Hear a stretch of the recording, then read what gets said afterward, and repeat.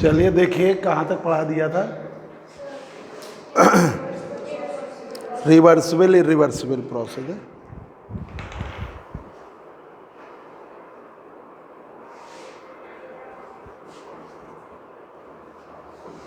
और Carnot engine बता दिया, ठीक है, हीट इंजन बता दिया।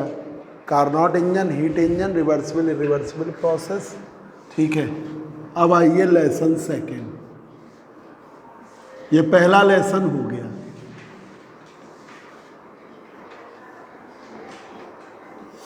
ये पहली यूनिट कंप्लीट हो गई। अब यूनिट सेकेंड है, लेसन सेकेंड।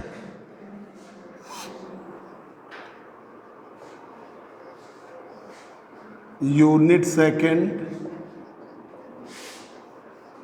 थर्मोडायनेमिक्स की ये लेसन है। Second and third law of thermodynamics.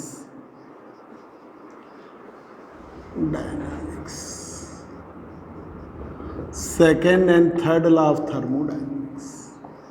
Second law of thermodynamics and third law of thermodynamics.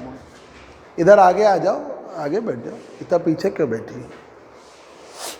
Second and third law of thermodynamics.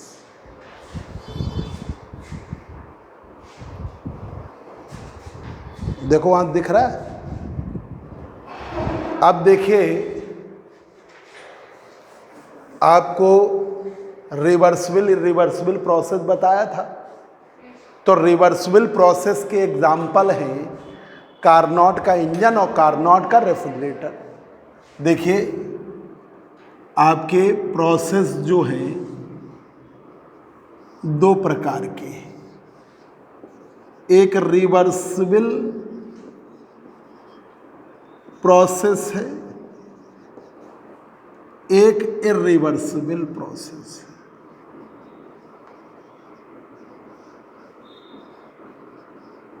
Reversible process है, दूसरा irreversible process.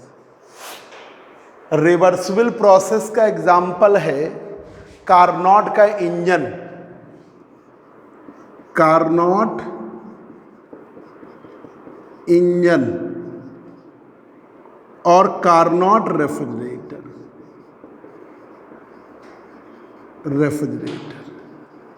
ये दो ही example हैं reversible process के, जो दोनों बने नहीं हैं और ना बन पाएंगे। तो रिवर्सिबल प्रोसेस के दो एग्जाम्पल हैं कार्नोट इंजन और कार्नोट रेफ्रिजरेटर। इरिवर्सिबल प्रोसेस के एग्जाम्पल हैं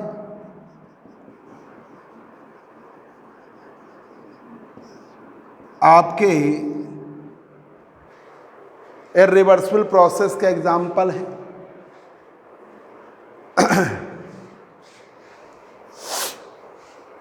इरिवर्सिबल प्रोसेस के एग्जाम्पल, ठीक है। जो इरिवर्सिबल प्रोसेस के एग्जाम्पल हैं, जितने भी प्रैक्टिकल इंजन हैं, all engines, all practical engines, all practical engines, all practical refrigerators, ये इसके एग्जाम्पल है। और ऑल प्रैक्टिकल प्रोसेस, जितने भी प्रैक्टिकल प्रोसेस जितने भी हैं, जो भी तुम्हारे दिमाग में आ जाएं, सब इरिवर्सिबल प्रोसेस है। जैसे हीट का ट्रांसमिशन इरिवर्सिबल, कोई भी जगह, कोई आपको उसमें क्लासिफिकेशन की जरूरत ही नहीं है। जितने भी प्रोसेस हैं सब इरिवर्सिबल है। रिवर्सिबल को छोड़ दो तो सब इरिवर्सिबल है। मतलब कार्नोट इंजन और कार्नोट रेफ्रिजरेटर को छोड़कर जो बचे वो सब इरिवर्सिबल ही है। तो आपको जो भी दिख रहा है सब इरिवर्सिबल। जो भी आपने कोई प्रोसेस आप पकड़ लीजिए तो हम सब इरिवर्सिबल ही मानेंगे। अब देखिए, इसी पर बेस्ड है कार्नोट थ्योरम। भाई ये था तो क्रमी से, पर उन्होंने यूनिट वाइज डिवीजन कर दिया, तो हमने भी कहा कि उसी टाइप से पढ़ा दें, तो तुम लोगों को थोड़ा सा कॉन्फिडेंस रहता है। ठीक है, तो पूरी थर्मोडायनेमिक्स ही है। एक है lesson first 0th law and first law of thermodynamics का, और एक है लेसन सेकेंड जिसमें second law third law Carnot theorem है, सेकेंड लॉ ऑफ थर्मोडायनेमिक्स है, थर्ड लॉ है मैक्सवेल्स रिलेशन है, और ये मोस्ट इम्पॉर्टेंट है। ये पूरा लेसन आप 2 यूनिट जब पढ़ लेते हो तो शॉर्ट क्वेश्चंस भी बहुत सारे कवर हो जाते हैं। तो आपका थर्मोडायनेमिक्स इम्पॉर्टेंट तो सभी होता है, पर थर्मोडायनेमिक्स जो है बहुत ज़्यादा इम्पॉर्टेंट है। अब आइए कार्नोट थ्योरम।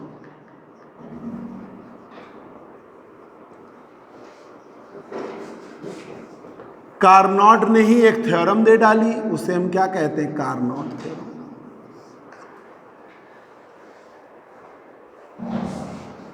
कार्नोट थ्योरम के अकॉर्डिंग अगर 2 रिवर्सिबल प्रोसेस हैं, if 2 reversible process acting between same source and same sink, then its efficiency are also be same.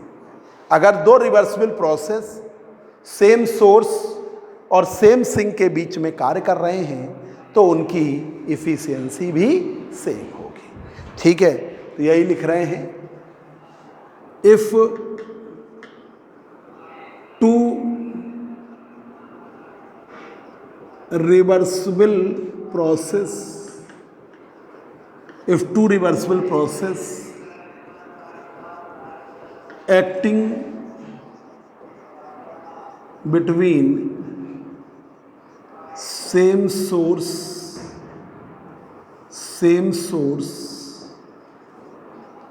and same sink,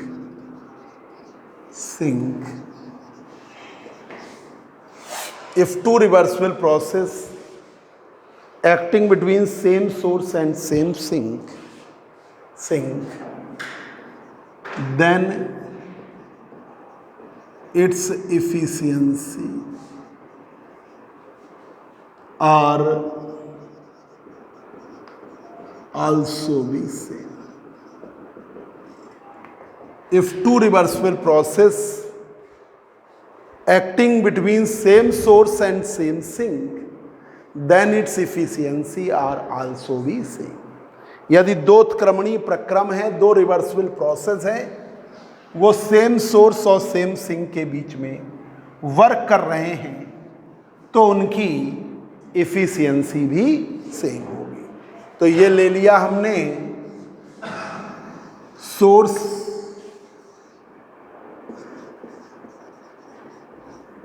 इसका टेम्परेचर T1, या हम कहें हॉट बॉडी, ये हमने ले लिया sink,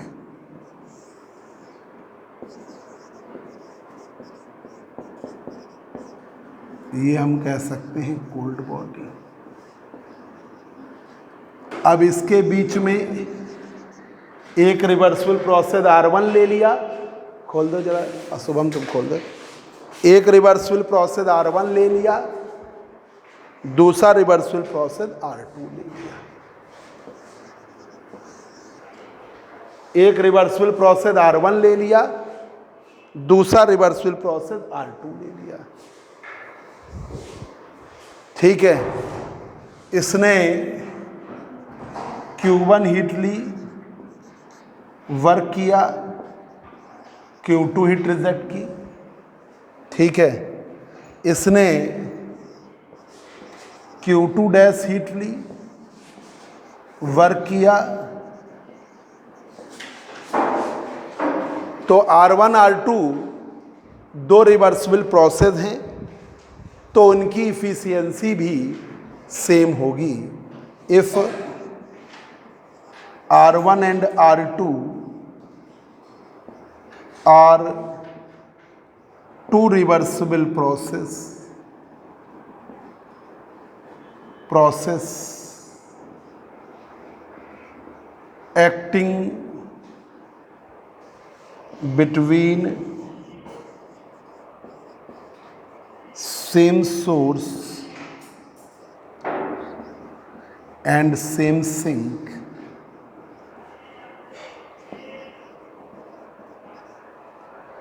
if R1 and R2 are two reversible process acting between same source and same sink, then its efficiency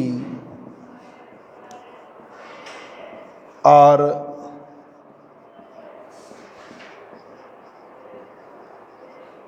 तो eta R1 is equal to eta R2.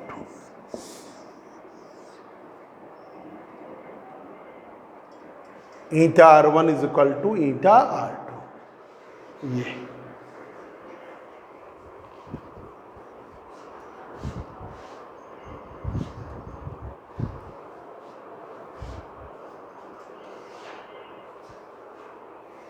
eta R1 is equal to eta R2.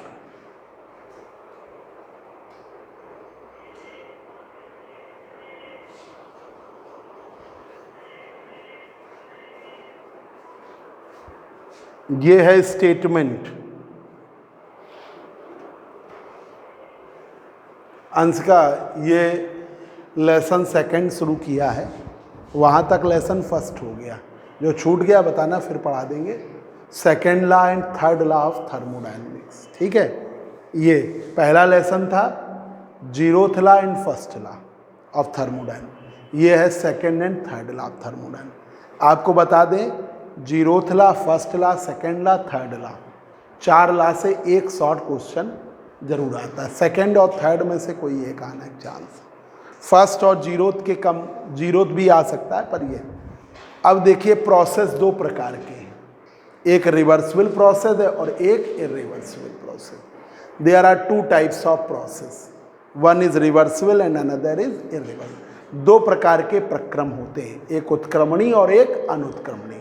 जो Hindi medium वाले हैं उनके लिए एक उत्क्रमणीय प्रक्रम है, एक अनुत्क्रमणीय प्रक्रम है। जो रिवर्सिबल प्रोसेस हैं वो है कार्नोट का इंजन और कार्नोट का रेफ्रिजरेटर। वो रिवर्सिबल प्रोसेस के एग्जाम्पल हैं, जो बने नहीं हैं, ना बन पाएंगे, ठीक है। रिवर्सिबल प्रोसेस के एग्जाम्पल कार्नोट का इंजन और कार्नोट रेफ्रिजरेटर। ना बना है, ना बन पाएगा। 1834 में किसी साइंटिस्ट ने सोचा, उसके बाद इंजन बनते चले गए, बनते चले गए। 1834 की बात, 1870 के आसपास इंजन आने लगे, ठीक है। तो आज कितने हो गए कि करीब लगभग 180 180 ईयर्स हो गए लगभग, और उसके बाद भी अभी तक कार्नोट का इंजन नहीं बन पाया। तो अब पॉसिबल नहीं है।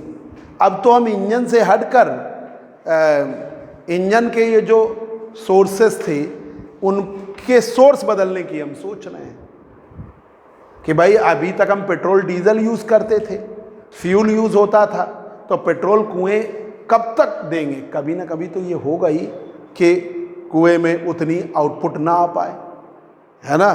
खदान है, कभी कम भी तो हो सकती है। तो फिर ये पूरा वर्ल्ड कैसे चलेगा?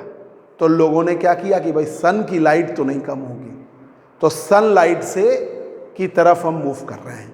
बैटरी वाली, भाई बैटरी से, बैटरी को चार्जिंग के लिए हम सनलाइट यूज़ कर रहे हैं, तो हम उस तरफ चल दिए। मतलब हमने सोर्स और सिंक नहीं बदला है। हम अब, क्योंकि अब उस पर और ज़्यादा हो नहीं सकता, हम उसका सोर्स बदल रहे हैं कि सोर्स में किस चीज़ से हमारी मेंटेन हो जाए। ये बस हो रहा है। जितना मैक्सिमम आउटपुट मिलना था मिल चुका है, और वो भी आपका इरिवर्सिबल प्रोसेस। तो जितने भी तुम प्रैक्टिकल प्रोसेस पढ़ोगे सब इरिवर्सिबल है, ठीक है। जितने भी प्रैक्टिकल इंजन है और जितने भी प्रैक्टिकल रेफ्रिजरेटर है। अब सोचिए, एक ज़माना था कि जैसे जो अब बिजली वालों ने तो ज़बरदस्ती बना दिया कि, खोलो जरा, बिजली वालों ने तो एक एसी लगाना बहुत बड़ी वो चीज़ बना दी, क्योंकि शुरुआत में जब एसी आए सन 70 में 80 में, ठीक है, तो वो बिजली का बहुत कंजम्पशन करते थे, बहुत ज़्यादा कंजम्पशन होता था इलेक्ट्रिसिटी का, ठीक है। तो भाई जैसे पहले जो एसी थे, फ्रिज थे, ठीक है, पता चला किसी घर में एसी फ्रिज लगा है तो एक घंटे में 2 घंटे में 1-1 2-2 यूनिट तक चला जा रहा, क्योंकि एसी और फ्रिज बहुत ज़्यादा बिजली कंज्यूम करते थे, है ना। तो बिजली वाले सबसे पहले उसी पे ही वो करते रहे। तो लोग, जबकि आज की डेट में ऐसे एसी और फ्रिज हैं जो बहुत कम बिजली कंज्यूम करते हैं, ठीक है, उनमें भी बहुत ज़्यादा कंजम्पशन नहीं है, पूरे दिन भर चलेंगे, 2 दिन चलेंगे तो पता चला 1 यूनिट लेंगे। ऐसे फ्रिज हो गए, एसी ऐसे हो गए जो पता चला अब इन्वर्टर एसी आ गया, तो इन्वर्टर का मतलब ही है जब इन्वर्टर 500 वाट का, 1000 वाट का, उससे एसी चल जाएगा तो मतलब बहुत कम कंजम्पशन कर रहा है। तो ये जो आपको आउटपुट है वो मैक्सिमम मिल चुका है, चाहे बाइक का हो, ठीक है, और चाहे एसी फ्रिज का हो, पर वो सभी इरिवर्सिबल प्रोसेस में आते हैं। रिवर्सिबल प्रोसेस जहां पर कोई लॉस नहीं, उसके सिर्फ 2 एग्जाम्पल हैं, कार्नोट इंजन और कार्नोट रेफ्रिजरेटर, जो बने नहीं और ना बन पाएंगे। आइडियल इंजन है और आइडियल रेफ्रिजरेटर है, ठीक है। तो आपको बता दें, आइडियल इंजन और आइडियल रेफ्रिजरेटर है। इंजन जो होता है हॉट बॉडी से हीट लेता है, वर्क करता है, कोल्ड बॉडी को रिजेक्ट करता है। रेफ्रिजरेटर उल्टा काम करता है, कोल्ड बॉडी से हीट लेता है, अपोजिट वर्क करता है, हॉट बॉडी को रिजेक्ट करता है। तो इंजन का जो काम है, तरीका बस है, चीज़ें बिल्कुल डिफरेंट, वे जो वर्किंग का है इंजन का और रेफ्रिजरेटर का उल्टा है। इंजन सोर्स से हीट लेगा, हॉट बॉडी से हीट लेगा, वर्क करेगा, कोल्ड बॉडी को रिजेक्ट करेगा। रेफ्रिजरेटर मतलब एसी और फ्रिज, जैसे इस रूम में एसी लगाओ तो वो रेफ्रिजरेटर है, या फ्रिज रख दो तो रेफ्रिजरेटर है। तो एसी क्या करता है, अब इस रूम से हीट लेगा, हीट कहाँ से, इस रूम से खींचेगा, और रूम से हीट लेने में अपोजिट वर्क डन होगा और लार्ज अमाउंट में हीट बाहर रिजेक्ट करेगा। तो रेफ्रिजरेटर और एसी बिल्कुल उल्टा काम करते हैं, ठीक है। तो जो आपका कार्नोट का इंजन है और कार्नोट का रेफ्रिजरेटर है, वो एग्जाम्पल है रिवर्सिबल प्रोसेस का। इरिवर्सिबल प्रोसेस का एग्जाम्पल जितने भी प्रैक्टिकल इंजन हैं और जितने भी प्रैक्टिकल रेफ्रिजरेटर्स हैं, वो एग्जाम्पल हैं इरिवर्सिबल प्रोसेस के। अब आइए कार्नोट थ्योरम। तो सिंपल सा अभी बस इतना जान लो, इधर देखो अंशिका, कार्नोट रेफ्रिजरेटर अभी बताएंगे, क्योंकि सिलेबस आज देखा तो देखने से ये फ़र्क हो गया कि कार्नोट रेफ्रिजरेटर पहले बताना था, पर कार्नोट थ्योरम बता गए। तो बस उसमें आप इतना अपने दिमाग में करेक्शन कर लीजिए, कार्नोट इंजन हॉट बॉडी से हीट लेता है, ठीक है, या कोई भी इंजन हॉट बॉडी या सोर्स से हीट लेता है, वर्क करता है, कोल्ड बॉडी को रिजेक्ट करता है। रेफ्रिजरेटर उल्टा काम करता है, कोल्ड बॉडी से हीट लेता है, अपोजिट वर्क करता है, हॉट बॉडी को हीट रिजेक्ट करता है। जैसे एसी लगा दो तो ये रूम क्या हो गया, कोल्ड बॉडी, बाहर का एटमॉस्फेयर क्या हो गया, हॉट बॉडी। तो इससे हीट लेगा, अपोजिट वर्क करेगा, उल्टा कार्य होगा और लार्ज अमाउंट में हीट रिजेक्ट करेगा।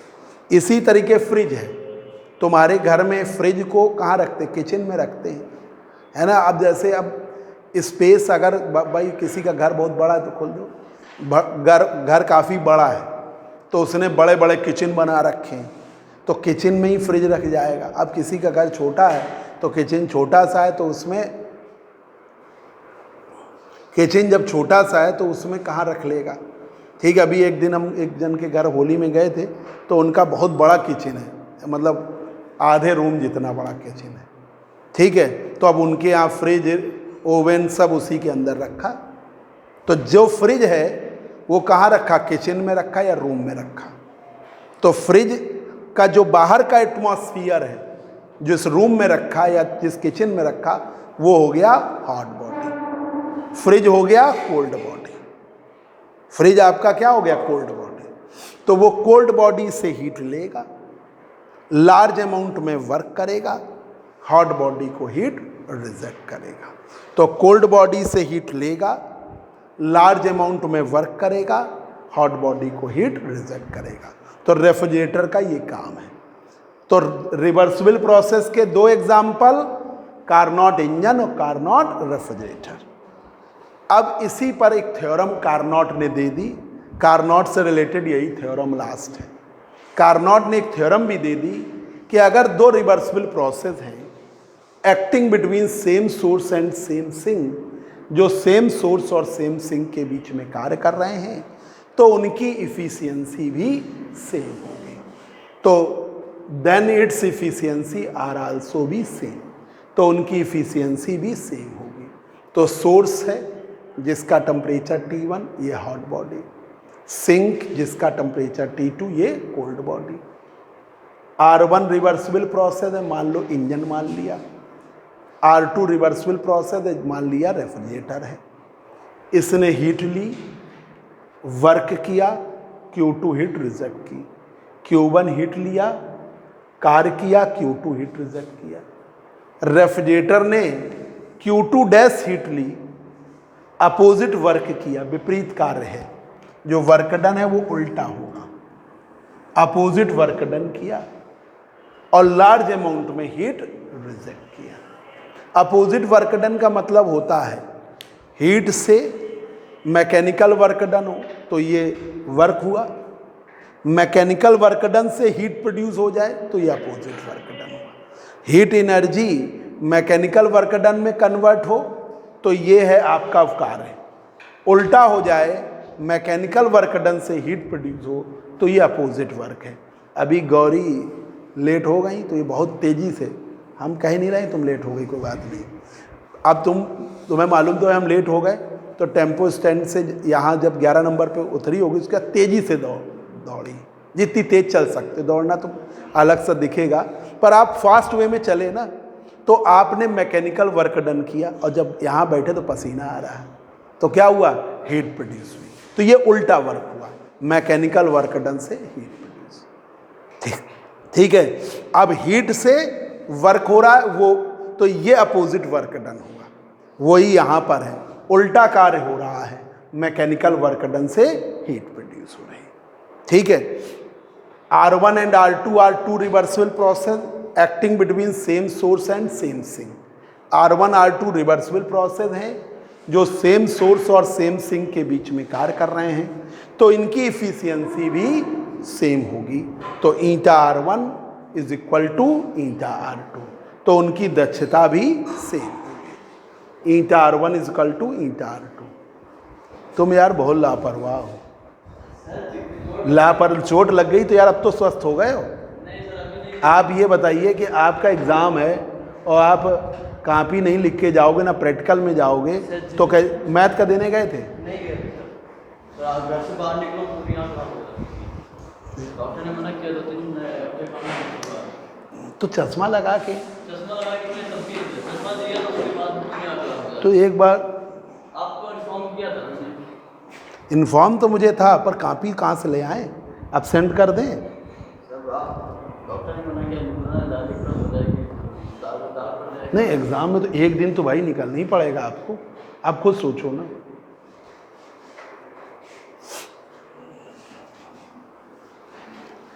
अब देखिए इसका प्रूफ।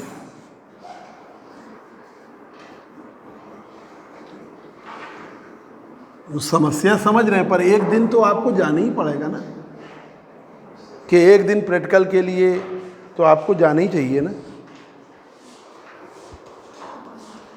और केमिस्ट्री लिए नहीं, कंप्यूटर में प्रेजेंट हो गए? कंप्यूटर ने सर ने बताया नहीं लेकिन कब होगा, सर को कॉल भी 2 बार कर चुकी है। अच्छा अच्छा। सर ने बताया प्रूफ।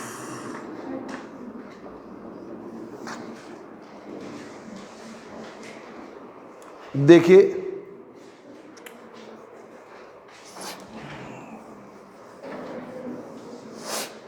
अब इसका प्रूफ करना है, बिल्कुल हाई स्कूल स्टैंडर्ड का प्रूफ है। ईटा R1 बराबर प्रूफ करना है ईटा R2 के, तो हम पहले बड़ा मान लेंगे और उसे उल्टा सिद्ध कर देंगे, गलत सिद्ध कर देंगे, फिर उल्टा कर देंगे, ईटा R2 बड़ा मान लेंगे ईटा R1 से, उसको भी गलत सिद्ध कर देंगे। ठीक है, जब दोनों बार ना ईटा R1 ईटा R2 से बड़ा है, ना ईटा R2 ईटा R1 से बड़ा, जब दोनों बड़े नहीं है तो क्या है, बराबर है। तो ये कुछ बुकों में आप देखोगे तो वो थ्योरिकल बेस पे लिखे हैं, तो थ्योरी थोड़ी टफ पड़ जाती है, यहाँ पे हम प्रूफ वे में बता देंगे तो तुम्हारे लिए थोड़ा आसान पड़ेगा। ठीक है, ये बता दें, अब तुम आ गए तो वैसे बीच में है रिवर्सिबल प्रोसेस। रिवर्सिबल प्रोसेस की हमने लास्ट होली के पहले क्लास डाली थी। रिवर्सिबल प्रोसेस का एग्जांपल है कार्नोट का इंजन और कार्नोट का रेफ्रिजरेटर। ठीक है, इंजन जो क्या करता है, हीट हॉट बॉडी से लेता है, सोर्स से लेता है, वर्क करता है, सिंक को रिजेक्ट करता है। रेफ्रिजरेटर उल्टा कार्य करता है, सिंक से हीट लेता है, अपोजिट वर्क करता है, हॉट बॉडी को रिजेक्ट करता है। तो इंजन और रेफ्रिजरेटर बिल्कुल अपोजिट टाइप की डिवाइस है। इंजन हॉट बॉडी से हीट लेगा, वर्क करेगा, कोल्ड बॉडी को देगा। रेफ्रिजरेटर कोल्ड बॉडी से लेगा, अपोजिट वर्क करेगा, हॉट बॉडी को रिजेक्ट करेगा। ठीक है, तो if reversible process acting between same source and same sink, जो रिवर्सिबल प्रोसेस है कार्य कर रहा है सेम सोर्स और सेम सिंक के बीच में, then its efficiency are also भी सेम, तो उसकी इफिशियंसी भी सेम। अगर कार्नोट का इंजन और कार्नोट का refrigerator same source same sink के बीच में कार्य करा दिया जाए तो उसकी इफिशियंसी भी सेम होगी। ठीक है, if R1 and R2 are two reversible process acting between same source and same sink, then its efficiency are also भी सेम। तो eta R1 is equal to eta R2, eta R1 is equal to eta R2।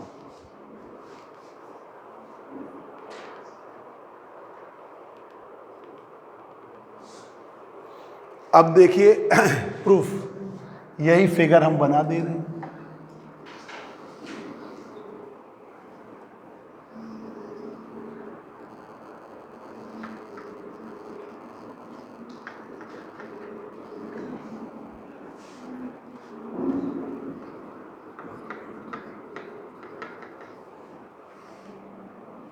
Hello, कितनी देर में आओगे? नहीं, शास्त्री नगर आओ।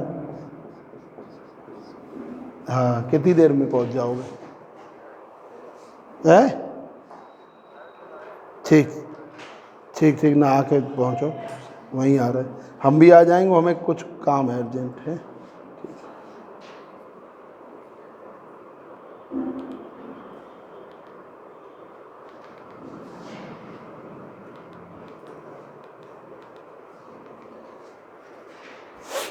R1 Q1 heat ली, Q2, हाँ अनुभव वो ले लो यार, वो यार ले लो, वो मैथ वाली वो ले लो, अवार्ड लिस्ट ले लेना यार। हम कॉलेज जाना है आज, हमें भी अपने मार्क्स जमा कराने जल्दी हैं। हाँ, ले आ जाना है। इंटरनल का यार नहीं पता है क्या है, वो तो बाद में खोला है तो अभी टाइम रहेगा उसमें तो। ठीक,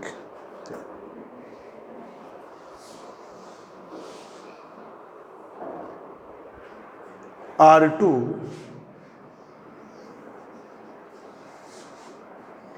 Q1 Q2 डैश हीट ली, अपोजिट वर्क डन किया, Q1 डैश हीट रिजेक्ट किया। ठीक है, मान लिया R1 इंजन है और R2 रेफ्रिजरेटर है।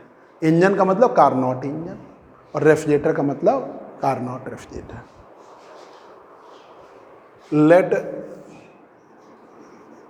R1 is the Carnot engine and R2 is the Carnot refrigerator.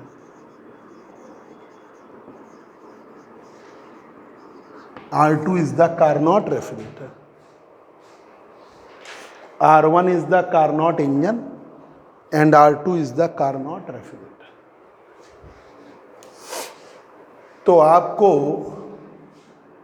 आपने मान लिया V assumed that, या V assumed that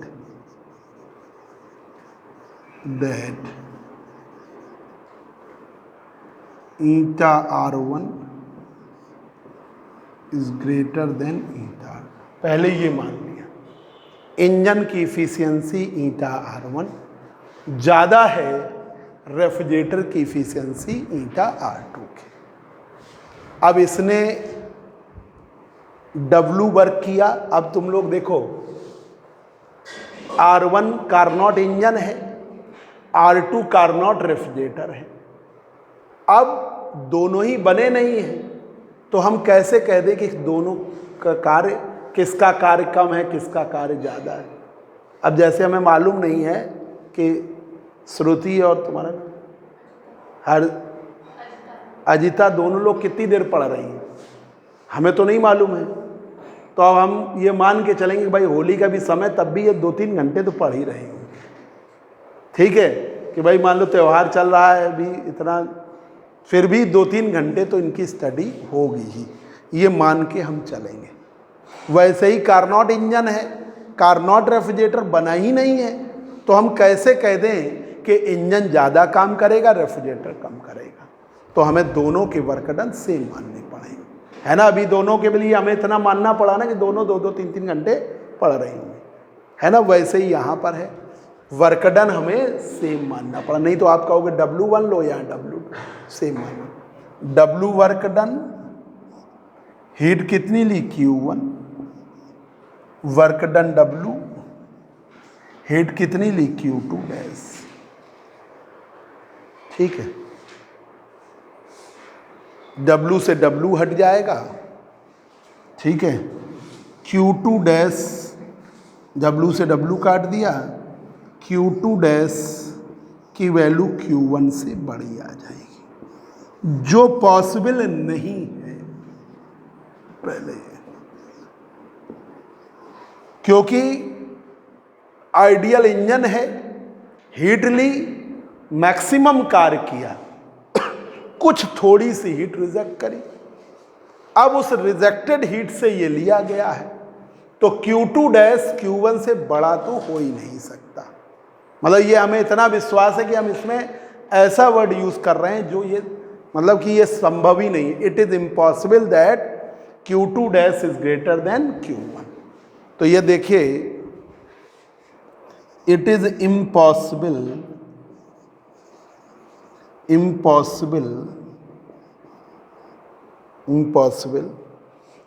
that Q2 dash is greater than Q1.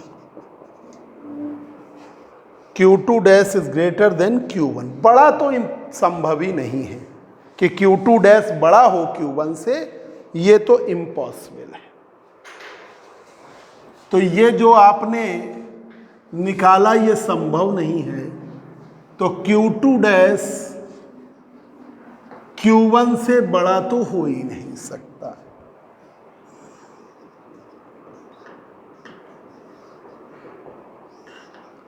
बड़ा नहीं हो सकता तो ऑब्वियसली ईटा R1 भी ईटा R1 does not greater than eta R2। जो माना था वो भी गलत हो गया, जो आपने माना था वो भी गलत हो गया। ठीक है, अब हम पलट दे रहे हैं, प्रोसेस पलट दिया। अब R1 को रेफ्रिजरेटर मान ले रहे हैं, R2 को हम इंजन, ठीक है। If process are invited, process हमने पलट दिए, and R1 acting as an engine, R1 acting as a Carnot refrigerator, उल्टा करके भी देख लें, and R2 acting as a Carnot engine. हमने प्रोसेस पलट दिया, फिर हम गलत सिद्ध कर देंगे।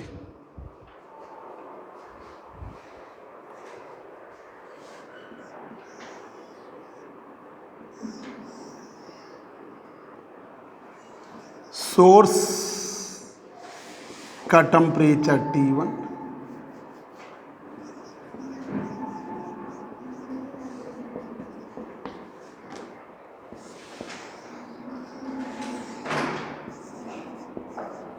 सिंक का टेम्परेचर T2, ठीक। अब R1 की जगह R2, R2 की जगह R1, बस ये बदल देना। R1 की जगह R2, R2 की जगह R1। इसने लिया Q1 हीट, वर्क किया, इसने लिया Q2 डैश हीट, वर्क किया, Q1 डैश हीट रिजेक्ट किया, बिल्कुल वही।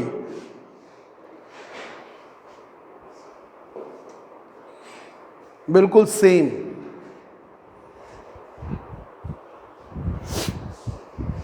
इसको प्रूफ को थ्योरिकल बेस की जगह हमने मैथमेटिकल बेस में करा दिया, बस ये समझिए। थ्योरिकल बेस पे आपके लिए प्रूफ थोड़ा सा थ्योरी लिख लिख के परेशान हो जाते हैं। अब देखिए, फिर हमने एज्यूम किया, we assumed that eta R2 is greater than eta R1, फिर हमने ये एज्यूम कर लिया। हमें लग रहा ना इंजन ज्यादा कार्य करेगा, रेफ्रिजरेटर कम कार्य करेगा, तो हमने उल्टा करके फिर R2 को भी इंजन मान के फिर उल्टा करके देख ले रहे। ईटा R2 ग्रेटर देन, पहले क्या माना था, ईटा R1 ग्रेटर देन ईटा R2। अब ईटा R2 ग्रेटर ईटा R1 मान लिया।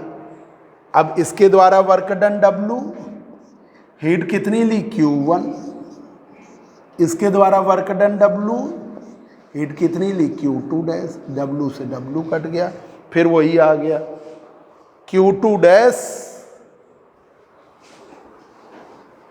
बिल्कुल हाई स्कूल स्टैंडर्ड का प्रूफ है।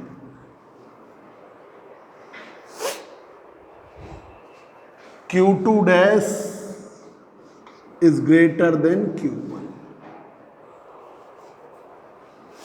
Equation 5,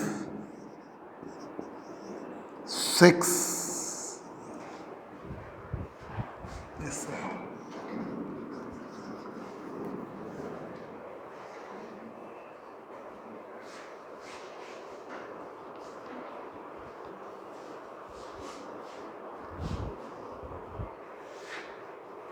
Q2 dash is greater than Q1.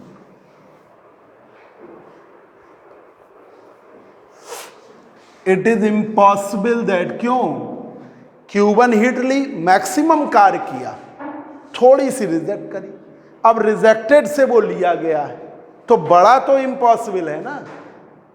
तो ये भाई अगर जैसे ये हीट लेता, ऑर्डिनरी इंजन हो, मान लो खराब हो जाए तो हीट इधर चली जाए, तब भी बराबर हो सकता है, ज़्यादा तब भी नहीं हो सकता है ना। तो Q1 का मैक्सिमम पार्ट तो वर्क में बदल गया, आइडियल प्रोसेस है। थोड़ी सी रिजेक्ट करना है, प्रोसेस में ये होता ही है कि इंजन ने हीट ली, मैक्सिमम कार्य किया, कुछ तो रिजेक्ट करेगा ही करेगा ना।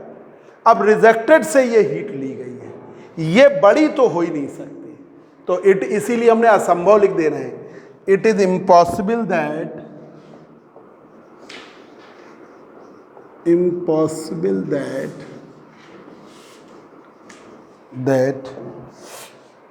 Q2 dash is greater than Q1. Q2 dash Q1 से बड़ा हो, ये असंभव है। फिर वही बिल्कुल सेम, तो बड़ा हो नहीं सकता, Q2 dash बड़ा हो नहीं सकता, तो ईटा R2 की वैल्यू ईटा R1 से भी बड़ी नहीं हो सकती। अब जैसे इसमें एक तरीका था, क्योंकि बिल्कुल सेम है, तो हम लोग सिमिलरली भी लिख के डायरेक्ट कर लेते हैं,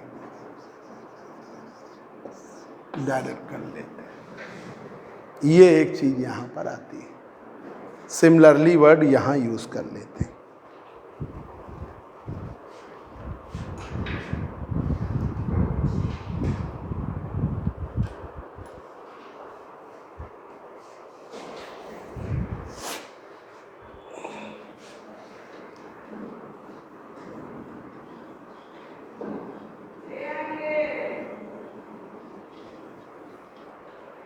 दोनों को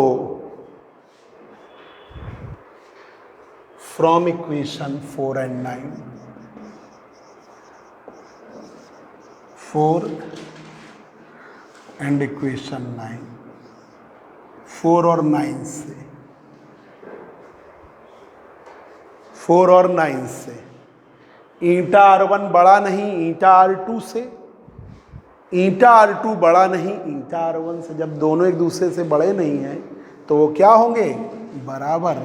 तो eta R1 is equal to eta R2, ये है कार्नोट थ्योरम। ठीक है, इतना सर, अगर यही अभी हम इतना ना करके सिमिलरली ये लिख दें इतना फिगर बना के, तो तुम्हारा और छोटा हो जाए, पर कर लो, ठीक है, क्योंकि ये लॉन्ग क्वेश्चन में भी आ जाती है। This is the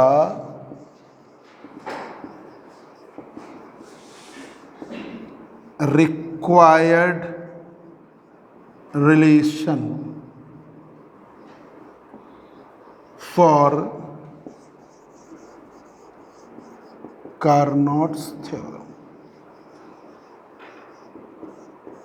ये आ गया बच्चों, ठीक है।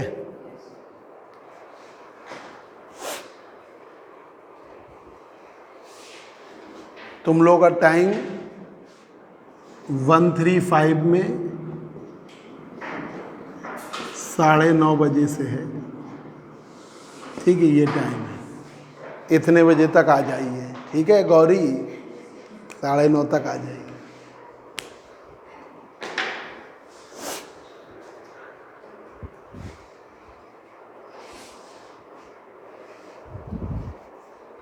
देखिए यहाँ पे वही प्रोसेस था भाई, हमारे भी दिमाग में बात आ रही थी, कार्नोट ने भी वही चीज़ प्रूफ करी।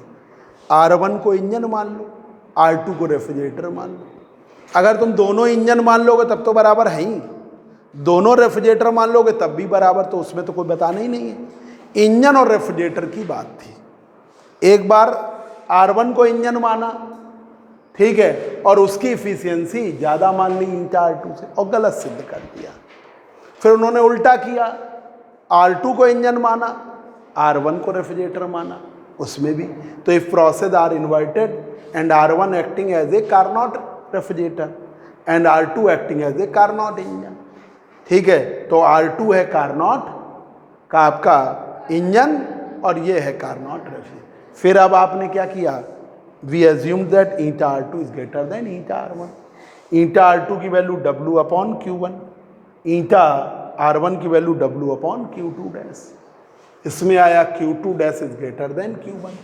It is impossible that Q2 dash is greater then Q1।